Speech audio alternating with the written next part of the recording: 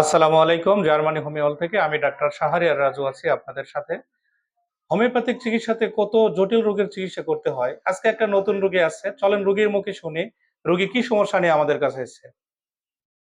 আসসালামু আলাইকুম। ওয়ালাইকুম সালাম। কি সমস্যা আপনার? পেটের সমস্যা। পেটের কি সমস্যা আপনার? ভাত খাইলেই পানি বাড়া যায়। ভাত খাইলে পানি বাড়া যায়। কিভাবে বের হয়? বমি হয়ে? বমি হয় বাড়া যায়। আচ্ছা, ভাত খাইলে পেট ব্যথা করে পেট এবং ব্যথা করে। বমির সঙ্গে শুধু পানিটুকু উঠে যায়। হ্যাঁ, পানি বাড়া যায়। ভাত কিন্তু ওঠে ভাত না। ওঠে না। ভাত ওঠে না। ও আচ্ছা, আচ্ছা। প্রিয় ভিউয়ার্স, রোগী বলল যে উনার ভাত খাওয়ার পর বমি হয়। ওই বমির সঙ্গে ভাত ওঠে না। কিন্তু পানিটুকু বমি হয়ে উঠে যায়।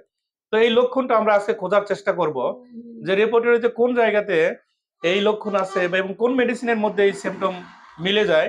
আমরা কেন রেপার্টরিতে দেখার চেষ্টা করব। আপনারা সঙ্গেই থাকুন। ওনার মেডিসিনটা খুঁজে বের করার চেষ্টা করব। প্রিয় ভিউয়ার্স, চলেন আমরা কম্পিউটারের রেপার্টরিতে থেকে আমরা দেখি কেন রেপার্টরিতে থেকে আমরা দেখি যে ওই সিমটমটা কোন ওষুধের সঙ্গে ওনার মিলে যায়।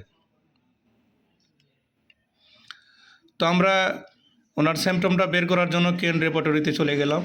কেন রেপার্টরি থেকে আমরা ওনার এই লক্ষণটা খুঁজে বের করার চেষ্টা করব যে ওনার কি বমি হয়।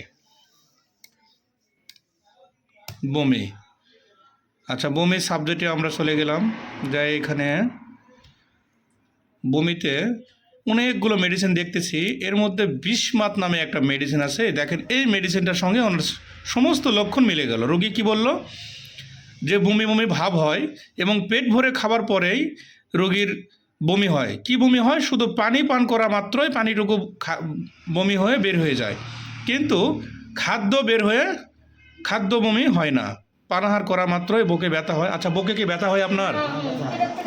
বুকে ব্যথাও হয় না, পেটও ব্যথা হয়। আচ্ছা, এখানে দেখতেছি পানাহার অর্থাৎ খাবার খাওয়ার মাত্রই বুকে ব্যথা হয়, পেট জ্বালা পোড়া করে এবং বমি ভাব হয়। আচ্ছা আচ্ছা, সেই জ্বালা ঠান্ডা পানি খাইলে আরাম লাগে। ঠান্ডা পানি খাইলে আরাম লাগে। আচ্ছা আচ্ছা, ঠিক আছে। এই যে দেখেন, খাবার খাওয়া মাত্রই বুকে ব্যথা হয় এবং পেট জ্বালা করে বমি হয়। সেই জ্বালা ঠান্ডা পানি অথবা বরফ ঠান্ডা পানি খাইলে অনেকটা ভালো লাগে। আপনার বরফ ঠান্ডা পানি খাইলে ভালো লাগে? আচ্ছা আচ্ছা, ঠিক আছে। ইনশাআল্লাহ ওনাকে মেডিসিন দেওয়া হলো। আপনারা সবাই ওনার জন্য দোয়া করবেন। আর এইভাবে লক্ষণ মিলাই কম্পিউটার দিকে চিকিৎসা দিলে ইনশাআল্লাহ যে কোনো কেস সফলতার মুখ দেখবো আমরা ইনশাআল্লাহ। সবাই ওনার জন্য দোয়া করবেন। সবাই সুস্থ থাকবেন, ভালো থাকবেন। আসসালামু আলাইকুম। একদিন আগে রোগীটা আমাদের কাছে ছিল, তখন যে সমস্যাগুলো ছিল বিগত ভিডিওতে আপনারা দেখেছেন। একদিনের ব্যবধানে উনি আবার আমাদের কাছে আসছে। তো আজকে আমরা ওনার মুখে জানবো যে ওনার রোগ থেকে কতখানি আরাম পাইলো এবং সঠিক হোমিওপ্যাথিক চিকিৎসা কেমন হয়। মাত্র একদিনের একটা ডোজে যে রোগীর ১ বছরের অসুখ ভালো হয়ে যায়, তা আমি সরাসরি এই রোগীকে না দেখলে আপনারা কেউ বিশ্বাস করতে পারতেন না।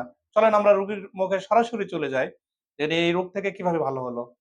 রোগীটার সমস্যা ছিল বমি, আপনারা আহ, আগের ভিডিওতে দেখতে পাইছেন। তো উনি আজকে আমার কাছে এসেছে। তো ওনার মুখে আমরা শুনবো যে একদিনের চিকিৎসায় ওনার বমিটুকু ভালো হলো কিনা এবং কতটুকু বমি আছে। আসসালামু আলাইকুম। ওয়ালাইকুম সালাম। আচ্ছা, আপনার কি আর বমি হয়? না, আর নাই। আর একবারও বমি হয় না? সারাদিনের মধ্যে একবারও হয় না? হয়নি। আচ্ছা আচ্ছা এক চোখ হয়নি। আচ্ছা, এইখানে ওষুধ খাওয়ার আগে দিনে কতবার আপনার বমি হতো? মেলাবার হয়েছে। মেলাবার। মেলাবার। মেলাবার বলতে কত? অগুন্তি? ও 15, 16, 18 হবে। 15, 16, 18 বার বমি হতো। আচ্ছা আচ্ছা, কতদিন হলো আপনার এই টোটাল রোগে ভুগতেছেন? মেলা দিন থেকে। কত? না হলে তো 1 বছরই হবে। 1 বছরই হবে। প্রায় 1 বছর থেকে বমি রোগে ভুগতেছিলেন। যা খাইতেন শুধু পানি বমি হয়ে উঠে যেত। ও আচ্ছা আচ্ছা, এখন তো কোনো সমস্যা নাই? এখন কোনো সমস্যা নেই, পেটের কোনো সমস্যা নেই। আচ্ছা আচ্ছা, যাক আলহামদুলিল্লাহ। প্রিয় ভিউয়ার্স, আপনারা দেখছেন ওনার মেডিসিনটা ছিল বিসমাত 200 শক্তি ওষুধ দেওয়া ছিল। তো 1 ডোজ ওষুধে 1 বছরের অসুখ ভালো হয়ে গেল। তো সবাই ওনার জন্য দোয়া করবেন। সবাই ভালো থাকবেন। আর ভিডিওটা ভালো লাগলে একটু সাবস্ক্রাইব করে দিবেন চ্যানেলটা।